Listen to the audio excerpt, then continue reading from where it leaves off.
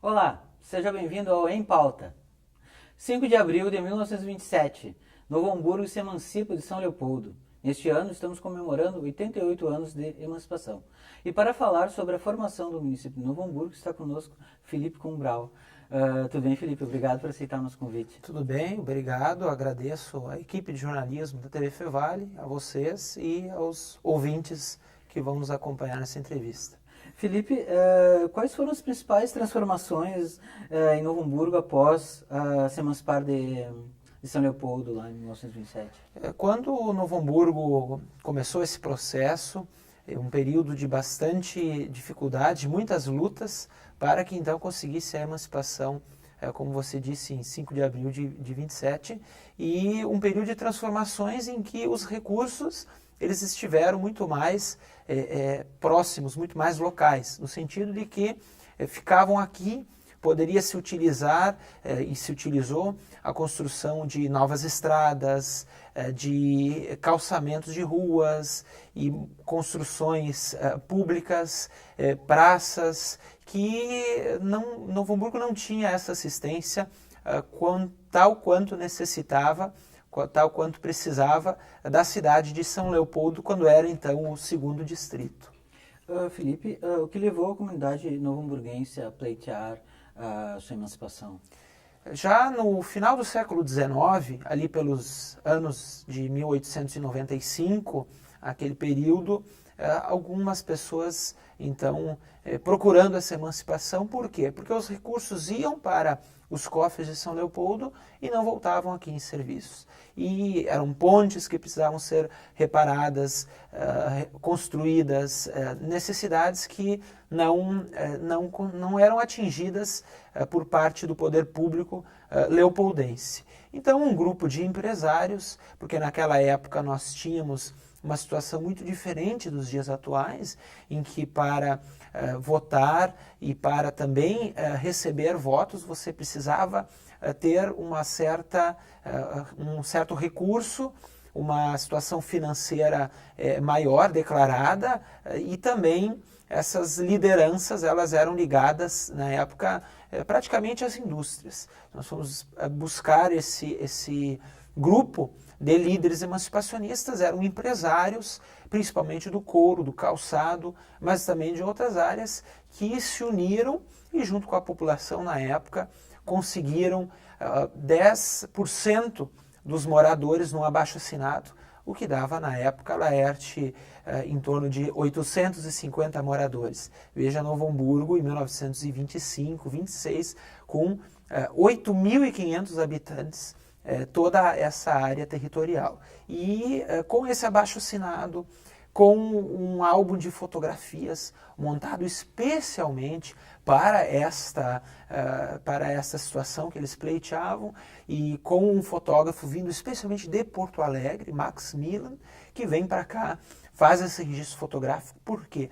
Para mostrar não só essa demanda dos empresários, da população, e também para mostrar a pujança dessa terra, que tinha 5 bancos, veja, um distrito com 5 bancos, e outras indústrias, já outras capelas, paróquias. Então, mostrar esse crescimento que era natural, que precisava ter essa emancipação. Eu estou errado, mas eu li que a CI é de 1920, antes da emancipação da cidade, então é muito unida. Instituições que já surgiram muito antes, quando não, por exemplo, as instituições educacionais, você pega o Colégio Pindorama, a Fundação Evangélica, você tem o Colégio Santa Catarina, o Colégio São Jacó, que hoje é o Pio XII, a ação dos maristas nessa área, mas naquela época com o Colégio São Jacó, você vê que quantas instituições, a maioria delas, dessas mais antigas, já surgiram antes da emancipação de Novo Hamburgo. Tamanha era a necessidade das pessoas aqui, mas também a importância dessa localidade, que já conseguia congregar tantas instituições já naquela época, já há um século atrás. Aí um detalhe curioso, quando Novo Hamburgo se emancipou, era um distrito que era mais rico que a sua sede e que toda essa região. Inclusive, se nós olharmos os limites territoriais de São Leopoldo e até próximo a Taquara, lá em cima a Santa Maria do Herval, Picada Café, pegava a Estância Velha, Campo Bom, Ivoti, e tudo isso pertencia a São Leopoldo. E Novo Hamburgo, uma área territorial muito menor, já era mais rica em tributação, quer dizer, em recursos que gerava, com as indústrias e com o comércio mais rico do que toda essa região aqui.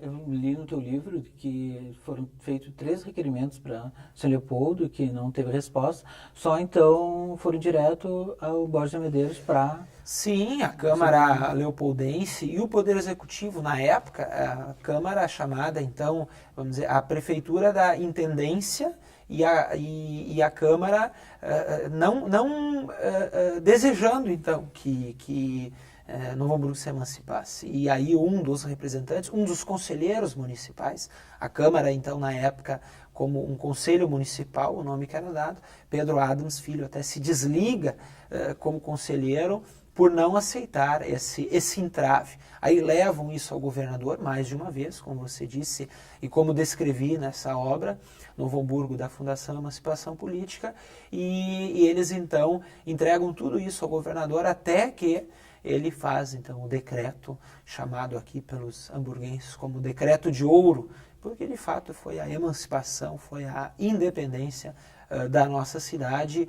Veja, 103 anos depois da fundação desta localidade. Felipe, há controvérsia sobre a origem do nome da cidade. Quais são as diferentes interpretações sobre o nome Novo Hamburgo? Você tocou num tema muito interessante, muito curioso. As pessoas hoje ainda falam muito sobre isso e também foram muitos os registros que encontrei sobre esse período. Então, alguns disseram de que o primeiro comerciante, Johann Peter Schmidt, se estabeleceu ali e aquele nome foi dado em nome a ele, seria uma derivação Hamburgerberg, de Hampeterberg, do nome dele, Hans Peter, Johann Peter, mas de fato os alemães não fariam uma confusão do nome dentro do próprio idioma alemão. Por quê? Porque a gente tem uma confusão sim, muitas vezes, de pessoas que registraram, que não entendiam o alemão, às vezes portugueses ou brasileiros, mas você nunca tem daqueles que eram de origens alemãs, que não fariam diferenças assim. Tem uma outra associação de que os comerciantes, então, eram provenientes de Hamburgo, mas a gente vê o próprio Johann Peter Schmidt não era um hamburguense, um hamburguês, era do sudoeste da Alemanha, e também uma outra associação que eu trouxe para essa obra, de que muitos falavam, essas semelhanças que havia com a cidade de Hamburgo, na Alemanha. Semelhanças com o quê? Desde as antigas casas, então, onde as pessoas iam lá se divertir, mas também com a pobreza que havia na cidade de Hamburgo. Por quê? Porque a cidade de Hamburgo era uma cidade industrial, era uma cidade muito grande, e aqui também havia pobreza, um lugarejo muito pequeno, que começou a se desenvolver muito com a presença dessas famílias alemãs. E aí uma outra questão também, o Johann Peter Schmidt, ele não foi o fundador, foram várias famílias que vieram para cá, mas com certeza ele deu uma contribuição fantástica, tamanha, para Novo Hamburgo. Por quê? Porque ele foi um comerciante, ele foi um líder local, ele foi dono de boa parte das terras de Hamburgo Velho e do seu entorno. Então, certamente, a contribuição dele e da sua família foi enorme para o desenvolvimento econômico, cultural e até mesmo um pouco político de Novo Hamburgo. Como tu citou na tua obra, né? Ali tu diz que Novo Hamburgo foi fundado por 2 povoados, né? O de Hamburgo Velho, né? Do bairro Hamburgo Velho, e também de Lomba Grande. Mas Lomba Grande só começou a pertencer a Novo Hamburgo em 1940. Né?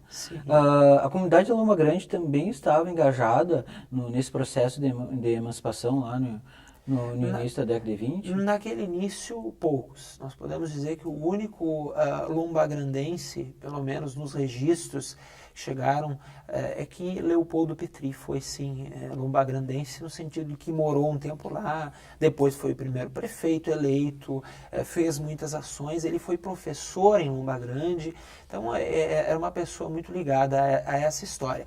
Claro que, na época, não se pensou em Lomba Grande pertencer a Novo Hamburgo. Tanto que, como você mesmo disse, só na década de 40 que Lomba Grande permaneceu, quer dizer, permaneceu não, ela foi desintegrada, vamos dizer, da cidade de São Leopoldo vamos dizer, anexada a Novo Hamburgo, porque na época uma lei que exigia que o município, para continuar como município, uma cidade, precisava fazer a divisa com 5 ou 6 outras localidades. E Novo Hamburgo fazia divisa com São Leopoldo por todos os lados. Agora, quando nós olhamos essa região ocupada por aquelas famílias alemãs, a gente tem sim as primeiras localidades, o atual centro de São Leopoldo, a localidade de Lomba Grande, por quê? Porque é banhada pelo Rio dos Sinos, então era uma localidade de fácil acesso.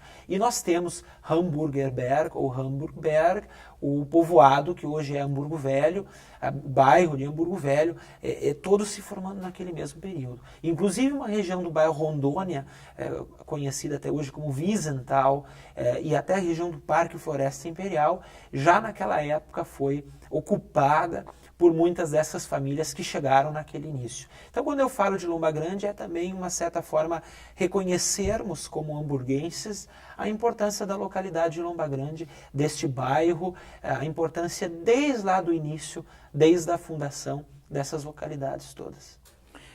Felipe, quais foram os primeiros moradores de Hamburgo Velho? O lote número 1, ele foi entregue para a família do Johann Liborius Menz. A família Menz foi a família que ganhou a primeira propriedade, onde fica localizado hoje, ficam localizadas as terras que pertenciam ao Johann Liborius Menz, que por sua vez era até uma história interessante de citar, era avô da Jacobina Menz, que foi líder dos Mucker, um episódio muito interessante da nossa história, lá no Morro Ferrabras, lá em Sapiranga. Sim. O Johann Liborius Menz, ele ganhou as terras ali onde hoje fica a Sociedade Aliança.